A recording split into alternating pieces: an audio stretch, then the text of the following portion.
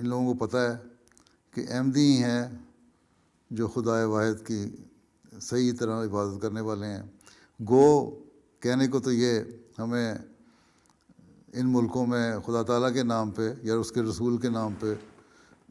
قتل کرتے ہیں یا ہم پر ظلم کرتے ہیں، لیکن اصل میں ایک حسد ہے، اور یہ اللہ تعالیٰ کے حکموں کی خلاف ورزی کرنے والے ہیں۔ اور ہر نبی کی جماعت کے ساتھ یہی ہوتا ہے، جب بھی وہ پھیلتی ہے حاسدین کی تعداد ہی بڑھتی ہے، وسوسے ڈالنے والوں کی تعداد بڑھتی ہے، اور پھر جہاں ان کو موقع ملتا ہے وہ ظلم سے بھی دریغ نہیں کرتے۔ اور یہی کچھ جماعت احمدیہ سے ہوا، پہلے ہندوستان میں ہوا، جب پاکستان ہندوستان ایک تھا اس وقت حراری شور مچاتے تھے، اس وقت بھی حالانکہ برٹش گورنمنٹ تھی، بعض موقع ایسے آئے کہ انگریز افسران جماعت کی مخالفت کرتے تھے، یہ بھی ہماری تاریخ سے ثابت ہے۔